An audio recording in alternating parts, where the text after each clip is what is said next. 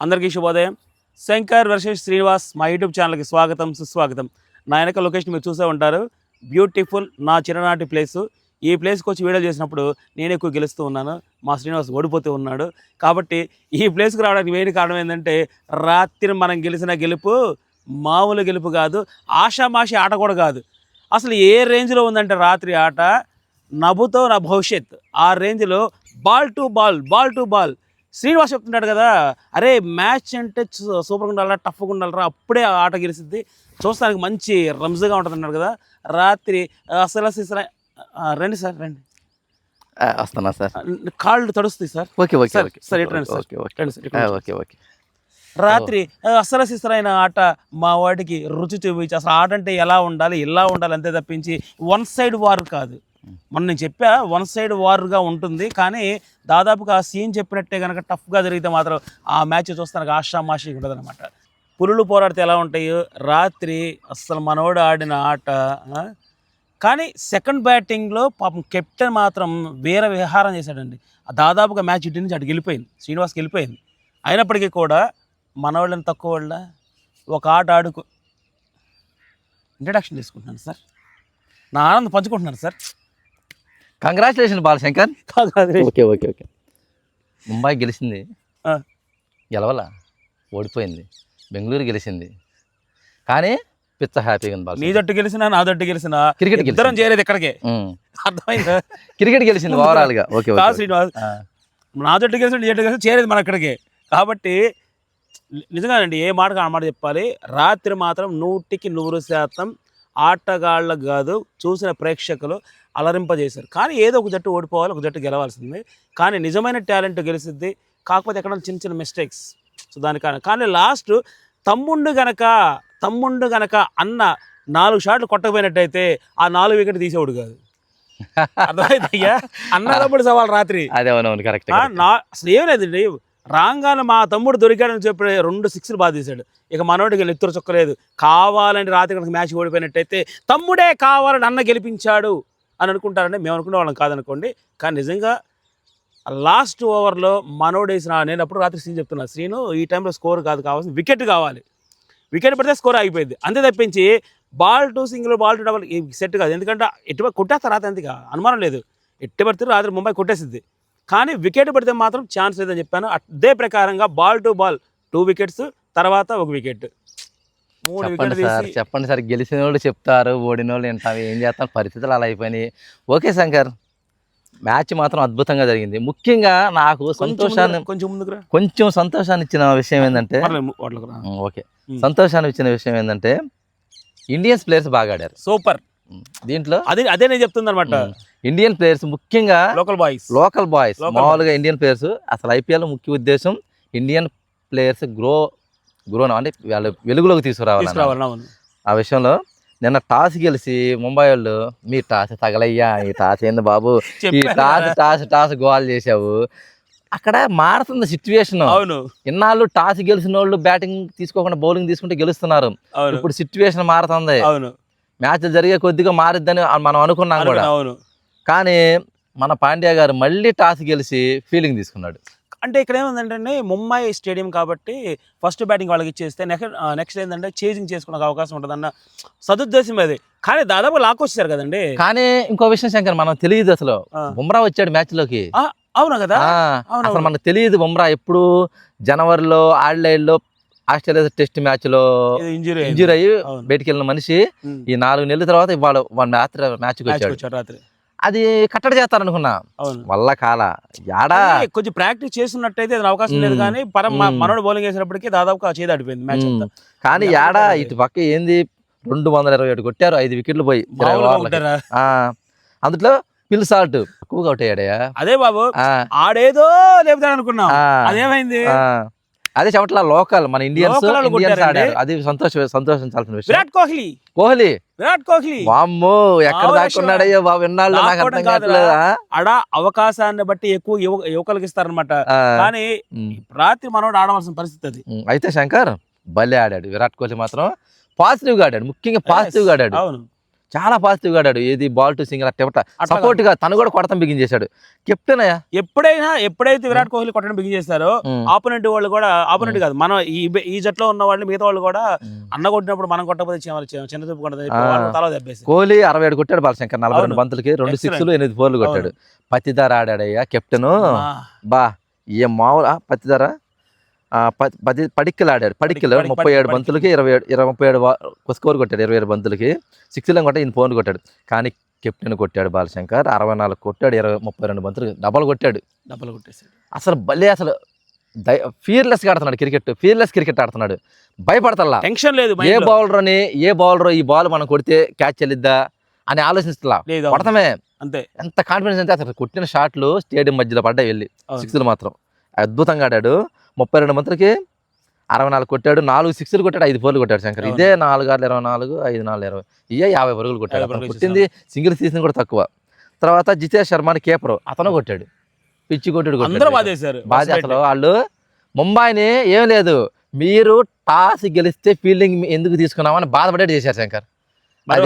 తప్పు నిజంగా ఇప్పుడు ఎట్టా అనుకుంటున్న మ్యాచ్, టాస్ గెలుస్తాం బ్యాటింగ్ తీసుకోవడమే అంతే, బౌలింగ్కి వెళ్ళకూడదు. ఇక 10th బౌల్డ్ శంకర్ అద్భుతంగా చేశాడు, కానీ అతను కూడా చివరిలో కొట్టాడు శంకర్. ఫస్ట్ ఓవర్లో వికెట్ తీశాడు, కానీ అతను కొట్టారు. తర్వాత దీపక్ చాహర్ని 2 ఓవర్లు 20, ఇది 10 లెక్కన కొట్టారు. బుమ్రా 4 ఓవర్లు 20 కట్టడి చేశారు శంకర్, కానీ వికెట్ తీయలేకపోయాడు. అవును. విల్ జాక్సన్ 1 ఓవర్ 10 రన్స్, శాంతనారు 4 ఓవర్లు 40 రన్స్, అందరూ 10 లెక్కన. హార్దిక్ పాండ్యా శంకర్ చివరిలో అద్భుతంగా చేశాడు. లాస్ట్ 250 స్కోర్ వెళ్ళాల్సింది, అద్భుతంగా ఆడాడు, 2 వికెట్లు తీశాడు.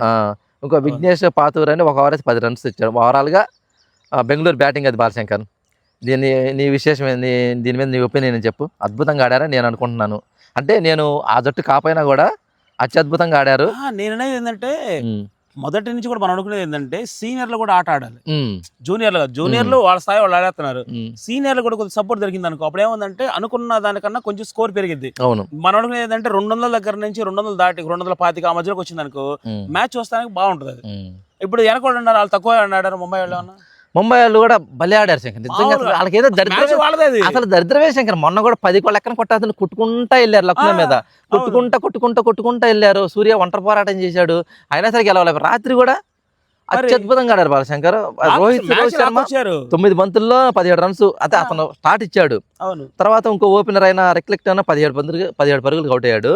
తర్వాత వచ్చాడు విల్ జాక్స్ 22 కొట్టాడు 18 బంతులకి. ఇది తర్వాత సూర్యకుమార్ యాదవ్ 28, 26. తిలక్ వర్మ శంకర్ మొన్న పక్కన కూర్చోబెట్టినందుకు మంచి పని జరిగింది. అడిగి లాస్ట్ టైం కూర్చోబెట్టారు కాబట్టి ఈసారి మూసుకొని ఆడాడండి. లేకపోతే లాస్ట్ టైం ఏంటంటే చేతిలో మ్యాచ్ దొబ్బించి వెళ్ళిపోయాడు. తిలక్ వర్మకి జరగాల్సిన శాస్త్ర జరిగింది. ఈ రోజు వాడు ఒళ్ళు వంచి పనిచేశాడు. 4 సిక్స్లు 4 ఫోర్లు కొట్టాడు సార్. 29 మంది 50 మంచిగానే ఆడారు శంకర్. ఆడాడు. హార్దిక్ పాండ్యా శంకర్ 15 బంతులు 42 సార్ శంకర్ కొట్టాడు, 4 సిక్స్లు కొట్టాడు శంకర్. మ్యాచ్ అయిపోయింది అనుకున్నా, 2 ఓవర్లు ఆపి మ్యాచ్ కొట్టేస్తారని ఎక్స్పెక్ట్ చేస్తాం. ఇక తర్వాత వికెట్లు పడిపోయినాయి, ఇక మనం ఏం చేయలేము. వికెట్లు పడిపోవడం కాదు, అందులో ఇంకో విషయం ఏంటంటే 3 ఓవర్లు 60 రన్స్ కొట్టారు. అవును, 3 ఓవర్లు 60 రన్స్ కొట్టారు. అంటే 1 ఓవర్లో 17, 1 ఓవర్లో 22, 1 ఓవర్లో 16, 3 ఓవర్లు 60 అండి. 60 అది గెలుస్తారనుకున్నా, అసలు అయిపోయింది మ్యాచ్ అనుకున్నా. కానీ తర్వాత వికెట్లు తీశారు. అంటే వాళ్ళ బౌలర్స్ అని రాణిస్తే మంచిదే కదా, మనం అనుకుంటాం కదా బౌలర్లు కూడా రాణించాలని. కానీ సరైన టైంలో అండి తమ్ముడికి అన్నకి మంచి టైం. ఖచ్చితంగా తమ్ముడికి 3 దెబ్బలు, 2 దెబ్బలు ఫస్ట్ 2 సిక్స్లు పడ్డాయి. ఇక మనోడికి మైండ్ బ్లాక్ అయిపోయింది, ఇక కాదనుకున్నాడు. నెక్స్ట్ శంకర్ హార్దిక్ పాండ్యా చాలా ఫీల్ అయ్యాడు తెలుసా. అవును, ఎందుకంటే లాస్ట్ ఓవర్ నేనున్నట్టు అది గెలిపించేవాడు. లాస్ట్ ఓవర్ ఎందుకంటే కృణాల్ పాండ్యాకే ఇవ్వాల్సింది లాస్ట్ ఓవర్, ఇంకెందుకు ఎవరు లేరు అక్కడ, అందరూ కోట పూర్తి అయిపోయింది. లాస్ట్ ఓవర్ ఒక్కటే ఉంది. అసలు అప్పుడు చూడాలి హార్దిక్ పాండ్యాని. అబ్బా నేను చివరికి ఈయన మ్యాచ్ ఓడిపోయే టైంకంటే 1 బాల్ ఉంది అనుకున్నా, ఆ టైంకి వచ్చి పక్కనే ఒక టచ్ చేస్తున్నాడు. అరే ఫీల్ అవ్వక టచ్ చేస్తున్నాడు. అప్పటికే మనోడు బిక్కమొహం వేసుకున్నాడు. కానీ అప్పటి వరకు కూడా మనోడు మాత్రం ఫుల్ కాన్ఫిడెంట్. ఏం చేస్తాడు, 2 వికెట్లు తీశాడు బౌలింగ్ చేసి. 20 బంతులు 40 పరుగులు కొట్టాడు. 250 స్కోర్ని కట్టడి చేశాడు. తన వంతు కృషి చేస్తున్నారు. మరి ఆ పరిస్థితులు అనుకూలంగా రాకపోతే అతనే ఏం చేస్తాడు? ఎంత కెప్టెన్ అయినా రాలేడు కదా. అందరూ సమిష్టి కృషితో మ్యాచ్ గెలవాలి కానీ ఒక్కడి మీద ఆధారపడరా. కానీ ఇంకో విషయం చెప్పాలి నీకు, రాత్రి మ్యాచ్ ఓడిపోయినా ఎవడు ఫీల్ అవ్వలేదు. నిజంగా ఎవడు ఫీల్ అవ్వాలి. ముంబైలో ఫీల్ అవ్వలేదు, బెంగళూరు ఫీల్ అవ్వలేదు. అందుకే నేను కూడా అసలు ఫీల్ అవ్వట్లేదు. క్రికెట్ గెలిచింది, ఓవరాల్ గా క్రికెట్ గెలిచింది. ఆ క్రికెట్ లో ఆ క్షణంలో ఎవడు రానిచ్చాడు ఆ జట్టు గెలిచింది వాళ్ళు అంతే. గెలుపు అనేది సహజం రండి, ఎందుకంటే ఒక జట్టు ఓడిపోతే ఒక గెలుపు, కానీ ఇద్దరు సమర్థవంతులే. ఉమ్. కానీ ముంబై కనుక ఆ రేంజ్ లో టఫ్ అయిపోయినట్టయితే రాత్రి ఆ మ్యాచ్ ఆ రేంజ్ లో మనకి అయితే ఉండేది కాదు అసలు. ఇక్కడ ఇంకోటి శంకర్ 10 సంవత్సరాలు అయిందంట ముంబైలో బెంగళూరు గెలిచి 3,620 రోజులు 20 అయిందంట. ఇది బెంగళూరు బెంగళూరు ముంబైలో గెలిచి. గెలిచి నిజంగా బెంగళూరు ఏందో దండయాత్ర చేస్తుంది అదిరా కింగ్ కింగ్ దండయాత్ర బిగించేశాడు అనుకుంటా. ఎందుకంటే 17 సంవత్సరాల క్రితం చెన్నైలో మన గెలిచాం 17 సంవత్సరాలు అయిందంటే మన గెలిచారు, దండయాత్ర బిగినైంది. తర్వాత ఇప్పుడు ముంబై అక్కడ చెన్నై కోటను బద్దలు కొట్టారు, చెన్నై కోటను బద్దలు కొట్టారు, ఇటు ముంబై కోటను బద్దలు కొట్టారు. ఈ లెక్కన బెంగళూరు ఈ సంవత్సరం కప్పు కొట్టేట్టుగా ఉంది. ఈసారి కప్పు నమ్మదే, అలా అలా అలా ట్యాగ్ లైన్ అదే, ఈసారి కప్పు మనం. ఒకటండి, బెంగళూరు టీంని ఎవరు కూడా హైప్ చేయరు. దానికి ఏంటంటే హైప్ చేయడం లేకుంటే దానికి వచ్చేసి బిల్డప్ వేయడం అయ్యే ఉండవు, సైలెంట్ గా వెళ్ళిపోతుంది. అంటే కూడా అంతే, అంటే హైప్ చేయరండి శంకర్, వాళ్ళు హైప్ చేసే అవకాశం ఇవ్వరు. ఎందుకంటే వీళ్ళు గెలుస్తారా అన్నప్పుడు తుస్సుమంట కాదు శ్రీనివాస్. వాళ్ళకి ఏంటంటే బెంగళూరులో ఏం చేస్తుంటారంటే ఎక్కువ శాతం ఏంటంటే వాళ్ళకి ప్రతిదాన్ని కూడా హోప్ పెట్టుకోరు, సో సాఫ్ట్గా వెళ్ళిపోతూ ఉంటారు అనమాట. ఇప్పుడు హైదరాబాద్ సన్ రైజ్ హైదరాబాద్ ఉంది, వద్దయ్యా చెప్పరే ఒకసారి హైదరాబాద్ గురించి చెప్పదయ్యా. నీకు నమస్కారం, నువ్వు బెంగళూరు మ్యాచ్ బెంగళూరే మాట్లాడు, నువ్వు హైదరాబాద్ ఎందుకు చెబుతావు? ఏది అసలు ఎవరు జట్టది? ఎవరికి కావాలా హైదరాబాద్ గురించి? ఎందుకు 5 ఆడారు 4 ఓడిపోయారు, వాళ్ళ గురించి ఎందుకు ఇప్పుడు? ఎందుకు ఇప్పుడు బెంగళూరు గురించి మాట్లాడు అంతే. చెప్పు బెంగళూరు గురించి ఎవరికి కావాలి? హైదరాబాద్ గురించి నిజం బాలశంకర్, ఇది నిజం. ఇది అరే ఎందుకు హైదరాబాద్ గురించి ఎందుకు బెంగళూరు గురించి మాట్లాడు? ఏందండి హైదరాబాద్ అంటే? మాట్లాడు బెంగళూరు గురించి మాట్లాడు. ఓకే, ఇక నాకు మాటలు రావడం లేదు. ఆయన వదిలేసి అట్టయితే గెలిచినందుకు కంగ్రాచులేషన్స్. బెంగళూరు గెలిచింది.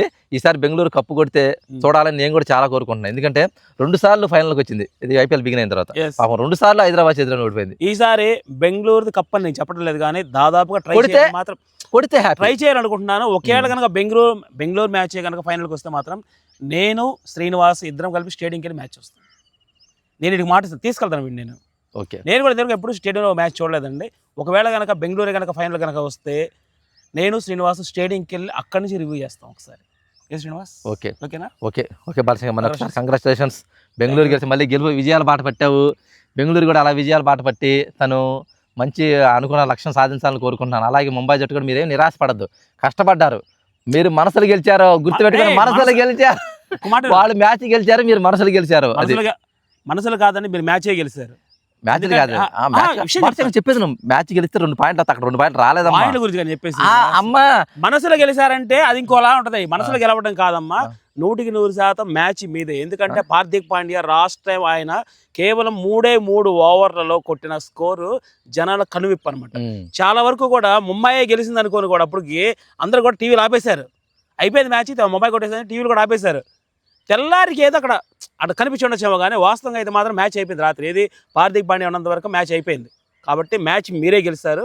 కాకపోతే ఏంటంటే పాయింట్లు పట్టుకుని ఎడకబడ్డారు అంతే, అంతమించి ఏం లేదు. ఓకే ఈసారి బెంగళూరు కప్పు కొడితే నాకు చాలా హ్యాపీ. ముంబై కూడా ముందుకు వస్తే ఇంకా పుంజుకునేదని కోరుకుంటున్నాం.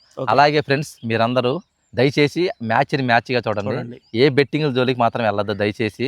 ఆన్లైన్ బెట్టింగ్లు కానీ మామూలు బెట్టింగ్లు కానీ జోలికి వెళ్ళి మీ జీవితాలను నాశనం చేసుకోవద్దు దయచేసి. ఈ ఒక్క మా మనవని మీరు తీసుకుంటారని మేము అనుకుంటున్నాం. ఎందుకంటే ఈ బెట్టింగ్ల జోలికి వెళ్ళి ఫ్యామిలీలు చాలా నష్టపోయి కుటుంబాలు చాలా ఇబ్బంది పడపాలయ్యారు. అందుకని దయచేసి ఒక్కళ్ళన్నా మారితే మేము చేసే వీడియోలకి సార్థకత చేకూరుతుందని కోరుకుంటున్నాం. ఇప్పుడు శ్రీని ఎంత చెప్పినా నేను ఎంత చెప్పినా సో జరుగుతూనే ఉంటాయి, జరగకుండా పో. కానీ ఒక విషయం మాత్రం మనం చెప్పుకోవాల్సిన విషయం ఏంటంటే మాత్రం ఈడు ఓడిపోయినా నేను ఓడిపోయినా మ్యాచ్ని ఫుల్ ఎంజాయ్ చేస్తాం. కాకపోతే ఆ కాసేపు మాత్రం చిన్నపిల్లలకి కేరింతలు కొడతాం. రాత్రి మా తమ్ముడు ఫోన్ చేశాడండి నాకు. ఫోన్ చేసిన తర్వాత, అన్న చూసావా నేను ఏమన్నాను ప్రొడక్షన్లో ముంబై గెలుస్తున్నానుగా అన్నాడు. ఆడేమన్నాడు రాత్రి? ఆడేమన్నాడు రా అంటాడు. ఆడు నాకు లెక్కలేని హోపుని కూడా తీసుకొచ్చాడు. ఇట్టా తీసుకొచ్చాడయ్యా, ఇట్టా పెట్టి లేపాడయ్యా. లేపితే నేను కూడా అలా విహరించారు. మనం కొట్టేస్తాం. ఏం శంకర్, ఏంది 30 బంతులకి 80 కొట్టాలంటే ఏడ కొడతారు శంకర్? కానీ కొట్టారులే, కానీ హార్దిక్ పాండ్యా లాక్కొచ్చాడు. అయ్యో అట్లాంటి ఎన్ని మిరాకిల్స్ అప్పుడప్పుడు జరుగుతాయి. అద్భుతాలు ఎప్పుడు జరగవు. ఐపీఎల్ మ్యాచ్ల్లో అటువంటిది ఏది కూడా మనం పెట్టుకోకూడదు. అద్భుతాలు ఎప్పుడో ఒకసారి జరిగింది, పద్దాగా జరగాలని మనం కోరుకో. జరిగితే మంచిదే, కానీ జరగలేదు. అంజీ నా జట్టు నువ్వు ఉండాల్సింది, నువ్వు వీడి జట్టులోకి వెళ్ళావు, అందుకే ఓడిపోయావు. గుర్తుపెట్టుకో, ఎప్పుడైనా సరే గెలిసే జట్టు వైపు ఉండు, లేదు ప్రొడక్షన్ కరెక్ట్గా చేయి. అంతేగాని ఎక్కడ లేని అబ్బాయి ఇప్పుడు ఫీల్ అవ్వమాక. సన్ రైజర్స్ కి బ్యాక్ సైడ్ ఇస్తారు హోప్, ఆ రేంజ్ లో రాత్రి వీడికి ఇచ్చావు. వాడు చూడు రాత్రి మామూలు కాదు. ఒరే నీ వల్ల నా ఈపి విమానం మోతైందిరా, మామూలు కొట్టలేదురా. ఆడు వికెట్ పడ్డా, సిక్స్ కొడుతున్నా, పిచ్చి కొట్టాడు రా నాయన వద్దు బాబు, నా ఈపి అసలు పచ్చి పుండు అయిపోయింది నాయన. బాబు అంజీ నువ్వు ఇట్టాడు సాహసాలు, ఇట్టాడు ప్రేక్షకులకు మా అన్నకిచ్చి ల్యాబ్ బాగా మేమేదో మా సాగు మేము చస్తున్నాం, మమ్మల్ని సావనేంటి అయ్యా, మా ప్రొడక్షన్ మేము చేసుకుంటున్నాం అయ్యా, నువ్వు లెక్కలేని హోప్ ఇచ్చి నన్ను సావను మాకు అంజీ, దయచేసి మా మాట వింటామని కోరుకుంటున్నాను. అదే అంజీ, సరే బాబు, అంజీ బాబు ఉంటాం బాబు. సో ప్రేక్షకులు కూడా శ్రీనివాస్ చెప్పినట్టుగా బెట్టింగ్ షోలకు వెళ్ళకండి, మీ జీవితాలని నాశనం చేసుకోకండి. పిల్లల మీద అందరూ కూడా ఒక కన్నేసి జాగ్రత్తగా పట్టుకుంటా లాక్కొస్తూ ఉండండి. సో ఈ ఒక్క విషయం చెప్పుకుంటూ, సో మరొక మ్యాచ్లో మళ్ళీ మీ ఎదురు కలుస్తాం. Okay, bye friends. బాయ్.